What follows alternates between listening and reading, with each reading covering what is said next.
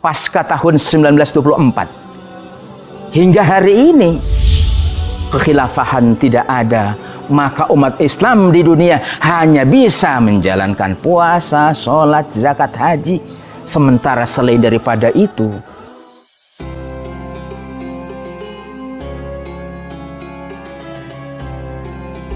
Bismillahirrahmanirrahim. Assalamualaikum warahmatullahi wabarakatuh. Alhamdulillah, wassalatu wassalamu ala rasulillah wa ala alihi wa sahbihi wa man amma ba'd. Saudaraku yang dirahmati oleh Allah Subhanahu wa ta'ala, kita adalah umat Islam. Anda juga adalah umat Islam.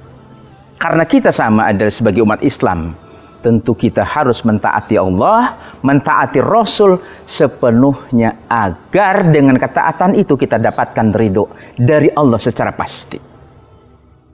Hanya persoalannya adalah bahwa ketaatan yang kita bisa jalankan hari ini adalah ketaatan yang sifatnya individu, ketaatan yang sifatnya parsial, ketaatan yang sifatnya ibadah mahdhah semata. Untuk sampai bisa seutuhnya kita jalankan ketaatan, maka tentu membutuhkan satu hal yang dengan itu secara pasti akan terjadi totalitas ketaatan kita bisa jalankan dalam sisa umur kita ini. Sesuatu itu tidak lain adalah dengan adanya biwujudil khilafah. Dengan adanya khilafah, maka semua ketaatan kita kepada Allah Subhanahu wa ta'ala bisa kita jalankan. Pasca tahun 1924 hingga hari ini kekhilafahan tidak ada, maka umat Islam di dunia hanya bisa menjalankan puasa, sholat, zakat, haji. Sementara selain daripada itu, yang digunakan adalah bukan hukum Allah, yang digunakan adalah hukum yang berasal dari otak manusia, yang digunakan adalah hukum kapitalis, yang digunakan adalah hukum yang sudah pasti tidak bisa kita berharap dengan hukum itu akan tercipta sesuatu yang menguntungkan rakyat, yang menguntungkan dunia, yang menguntungkan kita semua. Karena apa? Semuanya itu bersumber bukan dari Allah Subhanahu wa ta'ala, tapi dari otak manusia yang jelas dilabeli sebagai manusia yang terbatas. Allah Subhanahu wa ta'ala menyatakan bahwa manusia itu adalah lemah. Lemah berarti terbatas. Sebagian firman Allah Subhanahu wa ta'ala mengatakan, a'udzubillahi minasyaitonir rajim, bismillahirrahmanirrahim, khuliqal insanu dha'ifa, manusia diciptakan dalam keadaan lemah. Artinya apa?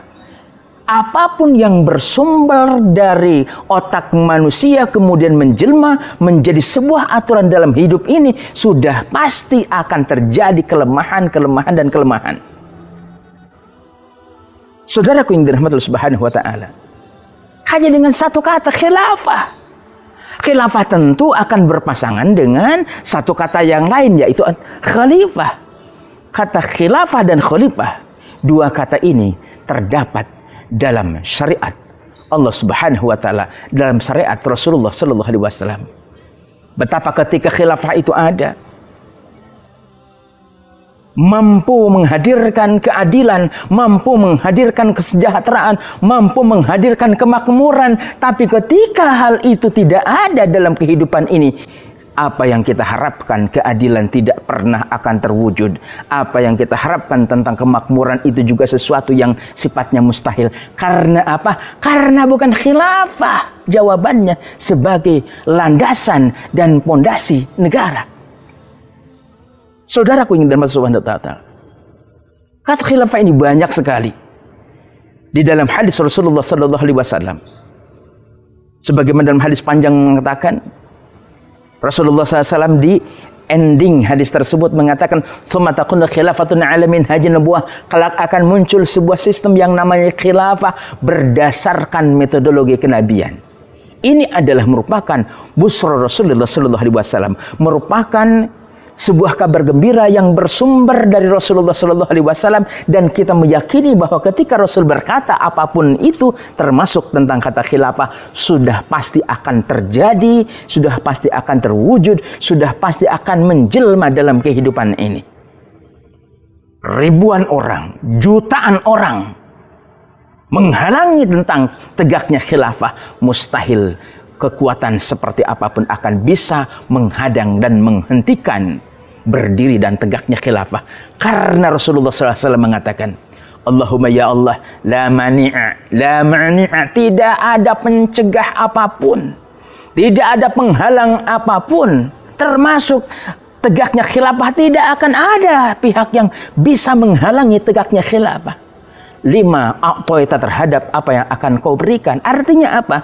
Tentang kekhilafahan ini sudah pasti terjadi meskipun kekuatan besar menghalangi tegaknya khilafah. Karena ini adalah janji Allah, janji Rasulullah Sallallahu Alaihi Wasallam. Dan Rasulullah SAW ketika berkata sudah pasti benar karena dibimbing oleh wahyu Allah Subhanahu Wa Taala. Al-Quran mengatakan tentang bagaimana baginda Rasulullah SAW dalam berkata-kata yang sudah pasti benar adanya. A'udzubillahi minasyaitonirrajim. Bismillahirrahmanirrahim. Wa ma yantiqu 'anil hawa in huwa illa wahyu yuha. Tidak pernah Rasul berkata satu kata pun dari kata-kata Rasulullah. In huwa, tidaklah ia, apa yang dikatakan Rasulullah SAW itu, illa, kecuali wahyu, sebagai wahyu yuha, yang diwahyukan kepada Nabi Muhammad Sallallahu Alaihi Wasallam. Artinya kalau memang sebuah ungkapan itu bersumber dari Rasulullah Sallallahu Alaihi Wasallam, sudah hakikatnya pasti berasal dari Allah Subhanahu Wa Taala. Kalau memang dibimbing oleh Allah tentang perkataan Rasulullah, maka itu pasti akan terjelma.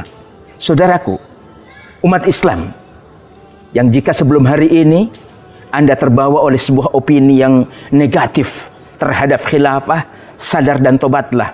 Orang kafir saja, mantan ketua CIA pernah mengatakan bahwa khilafah akan berdiri tahun 2020. Itu orang kafir. Kita sebagai orang yang beriman, umat baginda Rasulullah Sallallahu Alaihi Wasallam, pertama kita harus meyakini, dan yang kedua kita harus berusaha untuk kembali agar khilafah ini tegak memimpin dunia. Yang khilafah ketika tegak ini tentu khilafah yang kualitasnya luar biasa. Karena apa? Karena Rasul mengatakan dengan ungkapan alamin hajin nubuah, berdasarkan jalan, berdasarkan metodologi kenabian. Tanpa adanya khilafah, ketaatan kita tidak akan bisa sempurna. Tanpa adanya khilafah, berbagai tindakan kriminalitas, kejahatan, ketidakadilan tidak akan bisa dihentikan. Karena apa?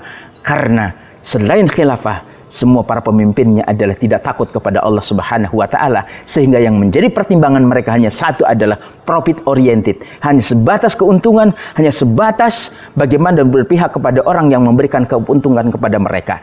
Tapi ketika pemimpinnya adalah khalifah, maka insya Allah akan kembali terjadi suatu kedahsyatan di dalam hidup ini, sehingga kita bisa merasakan sebagaimana yang telah kita ketahui dari berbagai informasi sirah, betapa ketika khilafah ada, ketika khalifah ada, persoalan yang sedang kita hadapi saja mengenai corona ini adalah sesuatu yang sesungguhnya sangat mudah.